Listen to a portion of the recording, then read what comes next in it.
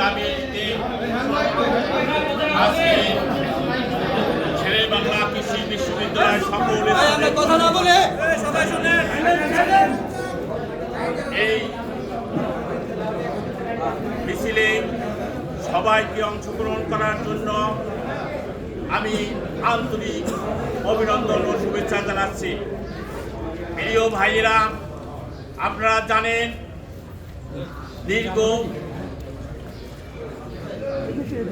18 মাস মানে 1.5 বছর পর্যন্ত আমাদেরকে পে স্কেল দিবে বলে বর্তমান তত্ত্বাবধায়ক সরকার প্রধান ডক্টর মোহাম্মদ ইউনূস সাহেব বলেছিলেন, কিন্তু আমাদেরকে পে স্কেল এখন পর্যন্ত বাস্তবায়ন করা হয়নি। আমাদেরকে শুধু দেখিয়েছে এই পে কমিশন গঠন করা হলো, এই কমিটি গঠন করা হলো, কিন্তু আসলে এই কমিটি শুভঙ্করের ফাঁকি।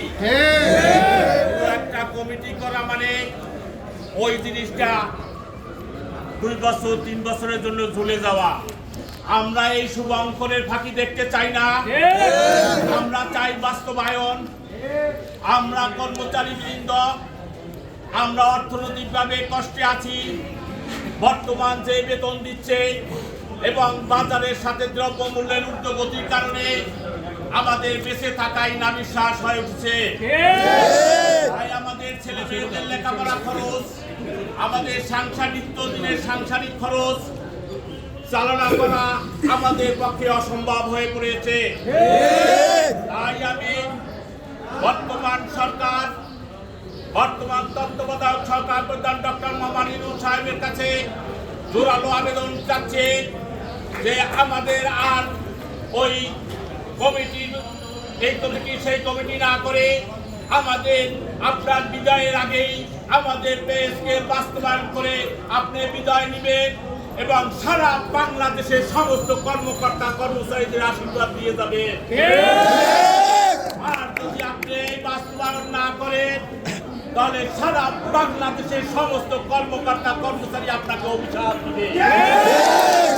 সেই অভিশাপে আপনি হয়তো আপনার কিছু হবে না, আল্লাহর তরফ থেকে আপনি এটার খেসারত পাবেন। আপনার কাছে বিশেষভাবে অনুরোধ জানাচ্ছে আমাদের এই গরিব কর্মচারীদের দিয়ে তাকিয়ে নবম পে স্কেল বাস্তবায়ন করবেন, এই আশাবাদ ব্যক্ত করে আমি আমার সংক্ষিপ্ত বক্তব্য এখানে শেষ করছি। আল্লাহ হাফেজ।